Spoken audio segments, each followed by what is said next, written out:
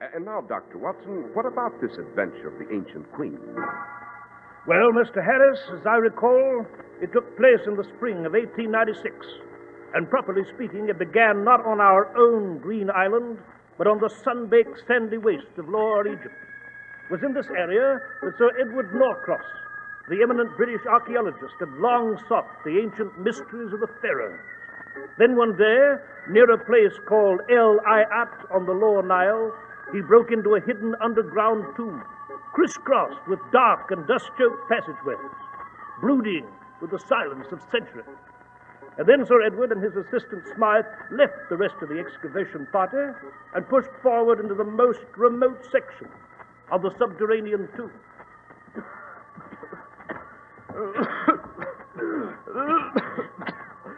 This dust, Sir Edward, it's almost impossible to breathe. Yes, my the accumulation of some 3,000 undisturbed years. I don't like it, sir. We've never gone this deep before.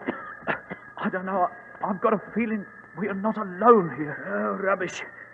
No living person has entered this tomb for centuries. Perhaps up ahead we may... Smythe. Yes, sir? Hold that lantern higher. I think I see... Smythe! Smythe, we found it! Good Lord! Come on, let's have a closer look. Look, Smythe. The hieroglyphics, the reliefs on the walls, the lotus bud columns, the greenstone beetle, the sacred hawks of Horus, royalty, 19th dynasty in the period of Ramesses the Pharaoh. And here's a stone mummy case, a sarcophagus. By George, sir, it must be... Yes. Come, Smythe, help me.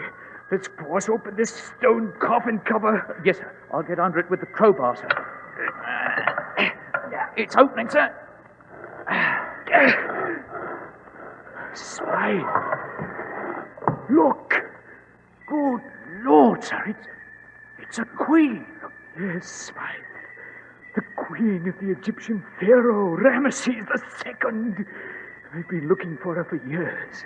Years. And now I've found her. We'll take her back to London, put her on exhibit in the British Museum. But will His Excellency Ahmed Bey allow this, Sir Edward? Ahmed Bey is merely the Khedive's agent for archaeological matters. I have a directive from the Crown, from Buckingham Palace itself. Oh, look at her, Smythe. Lying there in the mummy case. Looks almost alive, doesn't she? Yes, Sir Edward. It almost seems like a sacrilege to disturb her. Beware, vandals. Sir Edward, what was that? Voice from somewhere in the tomb. Beware, heathen disturbers of the dead, violators of the tomb. Let the dead sleep. Sir Edward! Listen. Beware, desecrators. Take thy vile gaze from the Queen of Ramesses. Go. Leave this tomb and never return. Remove the noble one from her sacred sleep, and ye too shall sleep, the sleep of death. Hearken to me, or ye shall die.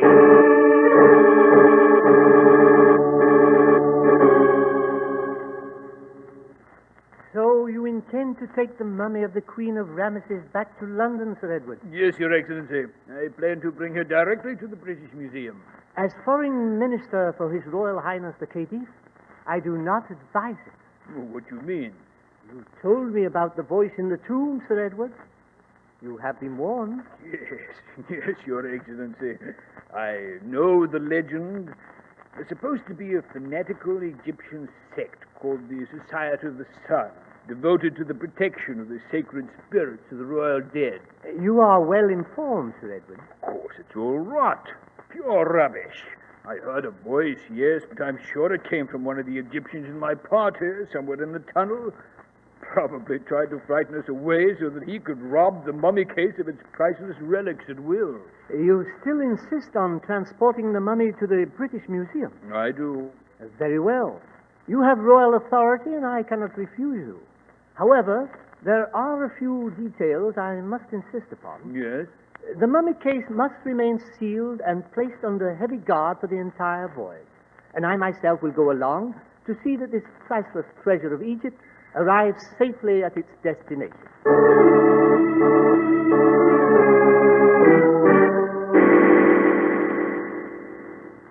Mr. Holmes, Dr. Watson, now you have the background of the story from His Excellency here, Ahmed Bey, and myself. We came directly to your quarters here at Baker Street as soon as we saw the sarcophagus safely delivered to the museum. I see. We felt that this was a matter far beyond the province of the official police. Sir Edward here insisted that you were the only man in the Empire capable of coping with this problem, Mr. Holmes. In that assumption, Your Excellency, Sir Edward is entirely correct. And I must say that I find your account of the incident in the tomb quite fascinating. Sir Edward, do you think this fanatical cult may strike soon? It has already struck, Dr. Watson. What? Do I understand you to say, Sir Edward, that the society has taken its first victim? Yes, Mr. Holmes, yes. My assistant, Smythe. He vanished on the ship on our third day out. We never saw him again. The deuce, you say? Interesting, Sir Edward. Very. Your Excellency, Yes, Mr. Holmes? what is your opinion of this secret cult devoted to the protection of Egypt's ancient tombs? Mr. Holmes, I am what you call modern. I was educated at Oxford, and I know the views of the Western world on these legends. I am not a superstitious man myself, but I have a feeling that this cult does exist. Then you think it is dangerous, must be taken seriously. Yes, Dr. Watson.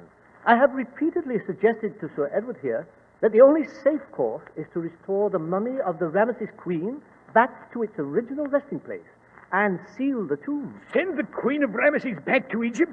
No, Your Excellency. This is the greatest discovery of my career. As you wish, Sir Edward. I must warn you, however, that I, as well as you, are in acute danger of death.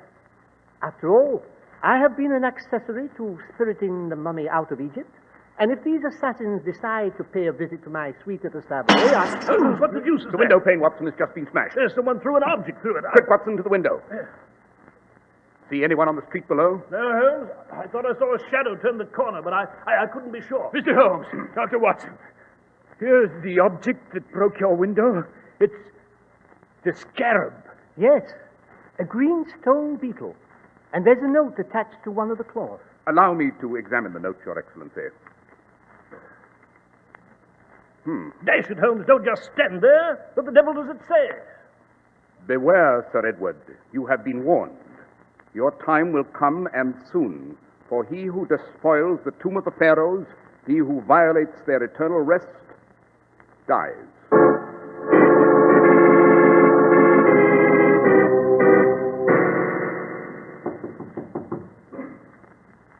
Come in. Oh, good evening, Hobbs. Good evening, Dr. Forsyth. Let me see. You're on duty as guard here at the museum tonight, are you not? Yes, sir. Hobbs, as director of the British Museum, I must emphasize the fact that you have a special responsibility tonight. Yes, sir. Sir Edward Norcross has just brought us a new sarcophagus from Egypt. It contains the ancient Queen of Ramesses and is priceless, priceless. I want you to keep a special eye on it tonight. You follow me, Hobbs? All right, sir. I won't let it get out of my sight for long. Very good, Hobbs.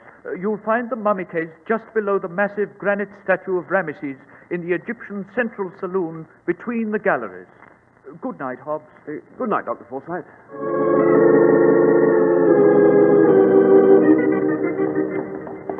I say, Holmes, Yes, Watson? where the devil are we going?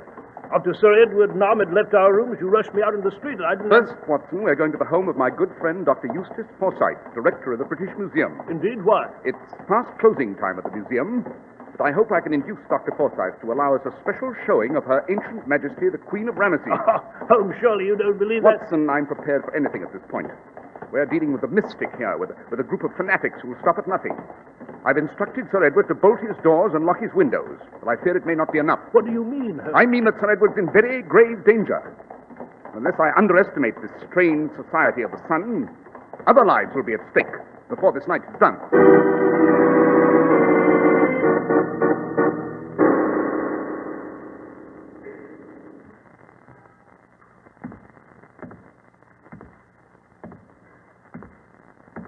Hello. Hello. Who's there? Who's there near that mummy case? Speak up.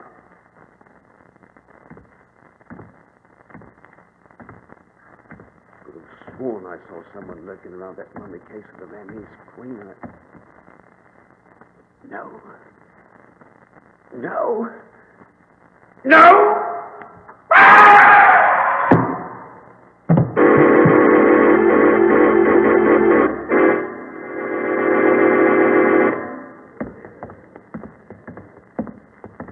You say all entrances and doors to the museum are locked, Dr. Forsyth? Yes, Mr. Holmes, locked and bolted. Everything but the main entrance, which I just unlocked with my own key. And the museum guard is watching that mummy case? Yes, a man named Hobbs. Not the kind of job I'd want, I must say. Where the deuce are we at this moment? In the Assyrian transept, Watson. In a moment we shall pass through the North Gallery into the Egyptian Central Saloon. Mr. Holmes, I still don't understand the reason for this extraordinary visit to the museum tonight. Murder, Dr. Forsyth. Murder? Yes, and I only hope we're in time to... Holmes, good Lord, what was that? Follow me, both of you.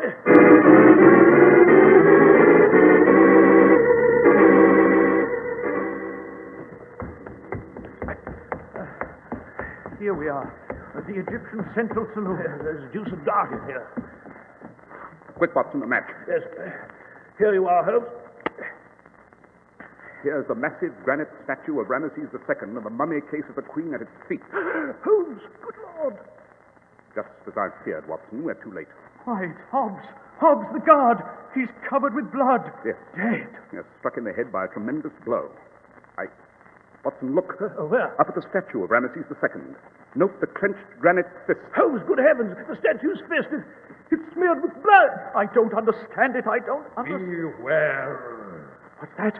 What on earth is that? The so-called voice of Ramesses, apparently. Beware, heathen disturbers of the dead, violators of the tomb. Let the dead sleep. Hearken unto me, or ye shall die.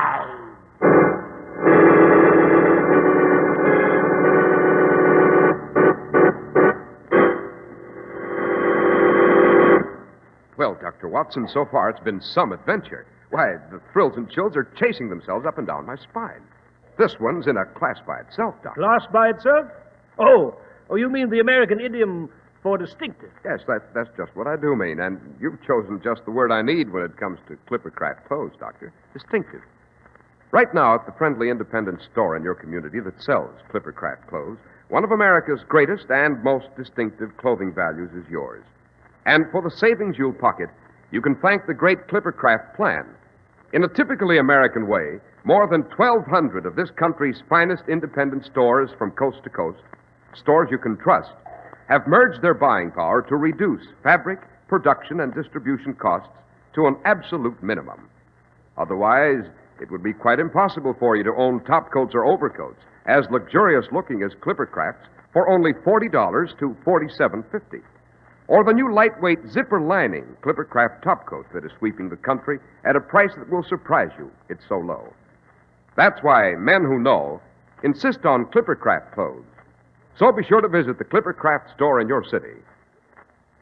These leading stores in the metropolitan area are proud to add their names to Clippercraft in your suits, topcoats, and overcoats. In Manhattan, John Wanamaker Men's Stores, Broadway at 8th and 67 Liberty Street. Saks 34th, Broadway at 34th. In Brooklyn, Abraham and Strauss. In Newark, New Jersey, Boulevard Men's Shop, Kresge Newark. And in Jamaica, the B&B Clothes Shop, 16408 Jamaica Avenue. And now, Dr. Watson, you were relating to us the adventure of the ancient queen. Yes, Mr. Harris, so I was. Holmes, Dr. Forsyth, and I stood there transfixed as that voice from the tomb echoed through the vast, eerie museum. It spoke, then it was still. Dr. Forsyth illuminated one of the gas chandeliers, and as the flickering flame played over the massive statue with the blood-stained fist, we seemed to feel a living presence in the room. Mr. Holmes. Yes, Dr. Forsyth. That voice, that eerie voice, it seemed to come from the mausoleum room next to the Nineveh Gallery. Shouldn't we hurry off in pursuit, Holmes? No, Watson, we should be wasting our time. Yes, but The museum is a vast place, Watson, as you well know, consisting of whole series of special rooms. That echoing voice could have come from anywhere. Mr. Holmes! Dr. Watson! Holmes, someone's coming. Yes. I see a man coming in, Mr. Holmes. See him? Ah, yes, the entrance to the Nineveh Gallery. Mr. Holmes, Why, it's His Excellency, Ahmed Bey. Mr. Holmes, I came down to the museum to pay my respects to Dr. Forsyth here. and make arrangements for the exhibition of the mummy case. I didn't realize the museum was closed. Then I saw you go into the front door, heard a scream, and then... I'm afraid we're all a little late, Your Excellency. Yes, I see that now. The Society of the Sun. They've struck again. The statue of Ramesses seems to have struck this time, Your Excellency. If you'll just look at the fist. Blood. Blood on the fist. The Pharaoh striking in wrath, in revenge for the desecration of his queen. I cannot accept that observation, Your Excellency. Massive statues of red granite such as this one would find it very difficult to move. The killer smeared the fist with the blood of his victim to heighten the terror. Mr. Holmes, this is a terrible tragedy, terrible. There must be some course we can take. Quite, Dr. Forsyth. We can begin where logic dictates, with a stone coffin and the mummy of Her Majesty the Queen.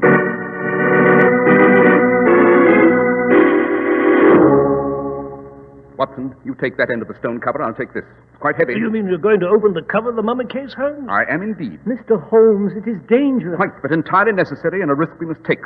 Moreover, the mummy case has already been opened. You will note the seal is broken. By Jove, Mr. Holmes, it is. Precisely, Dr. Forsyth. Now then, Watson, lift her up.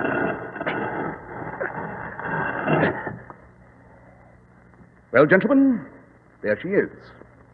The queen of the great pharaoh, Ramesses II, in a funeral shroud of bandages. Good heavens, Holmes. She looks lifelike. A secret lost with my ancestors, Dr. Watson. The art of human preservation for thousands of years. One moment, Your Excellency. Yes, Mr. Holmes? A most unusual mummy, this. Look closely at that portion of bandage just over the heart. What about it, Holmes? It's apparently been ripped open for some reason and then re-sewn with modern thread. Mr. Holmes, you're right. I usually am, Dr. Forsyth. Moreover, there seems to be a cavity under that section of bandage. Note, as I press my finger upon it, it yields to the touch. Your Excellency. Yes, Mr. Holmes? I seem to recall reading somewhere that the Queen of Ramesses was given a rare and invisible gift by the sun god Ra.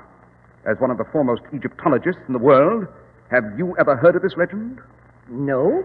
No, I have not. You're quite sure? I am positive, Mr. Holmes. Why do you ask? Merely an inherent curiosity, Your Excellency, or perhaps a positive thirst for facts. Come, Watson, we'll be off. Where to, Holmes? Baker Street, my dear Watson, Baker Street. To enjoy a quiet pipe and a bit of good reading.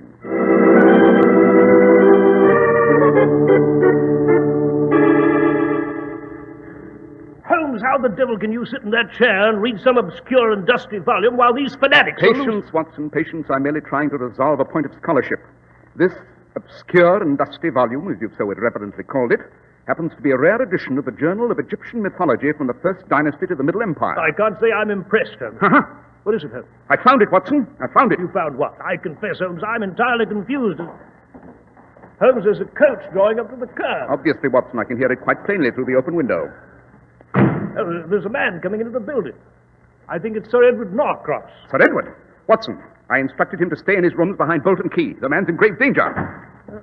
He's coming upstairs now. Holmes, good heavens, what... Quick, Watson, to the stairs.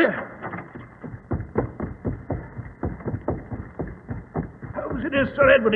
He's lying at the bottom of the stairs. He's dead. Quite. With a crooked knife in his back and a note in his hand. Let's examine it, Watson. Holmes, what does it say? My dear Sir Edward, I have had the good fortune to obtain a strong lead on the Egyptian conspirators, but I require your immediate presence at Baker Street for the purpose of information. You may have no fear of leaving your quarters now. I assure you all at last is safe. Signed, Holmes. Aha, so that's how they lured Sir Edward from his rooms, Holmes. They forged your handwriting. Yes. Watson, I believe Ahmed Bey mentioned that he'd taken a suite at the Savoy. Yes, Holmes, he did. Then let's hurry off and see His Excellency at once, before it's too late.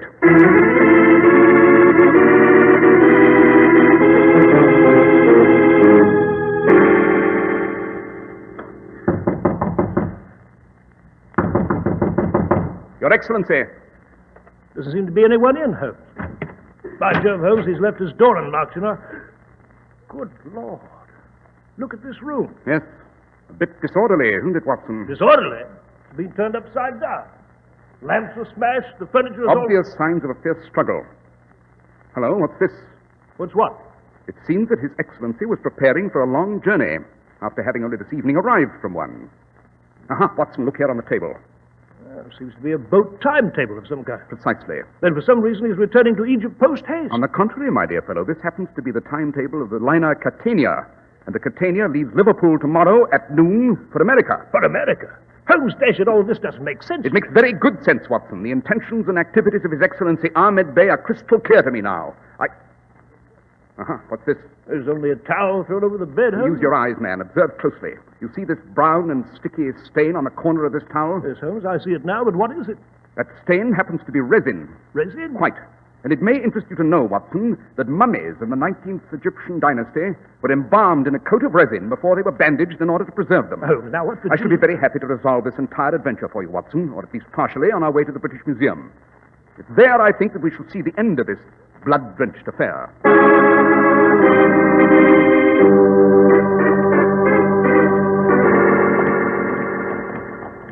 Well, you know, Holmes, at this moment I'm completely baffled.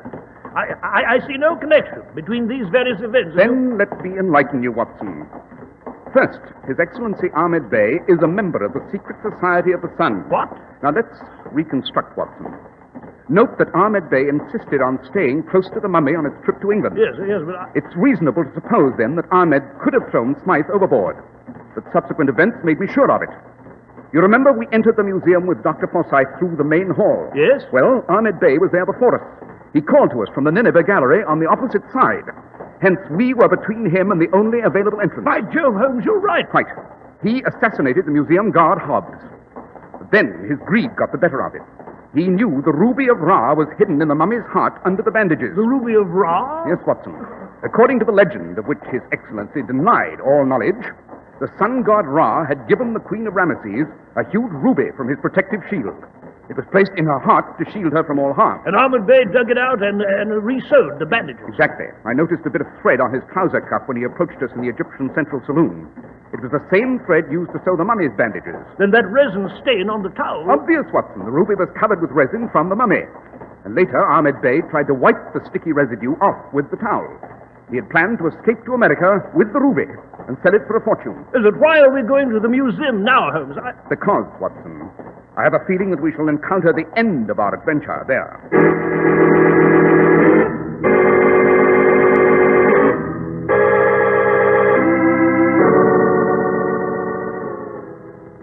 Come, Watson. Let us again examine the occupant of this sarcophagus. Yes. Give me a hand with this stone cover, will you? Right.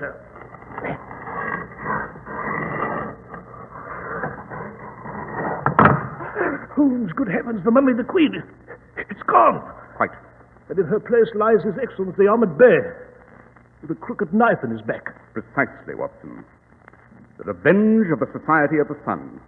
Ahmed Bey tried to betray his own colleagues in vain. Yes, but Holmes, I confess, I don't see how they can spirit a mummy out of the British Museum. They can, Watson, and they have. This, my dear fellow, is not only a sinister and deadly organization, but extremely resourceful. I have no doubt that even now they're taking the ancient queen back to Egypt, where she will again be entombed, away from prying foreign eyes, and with her, the great ruby of Ra. Holmes, what shall we do? Do? Nothing, my dear Watson. We've done what we can. To pursue this mummy further would lead only to further death and disaster. We're dealing in the realm of the mystic, almost the supernatural. To disturb the Queen of Ramesses is, after all, a kind of vandalism. And I, for one, am inclined to let the dead rest in peace.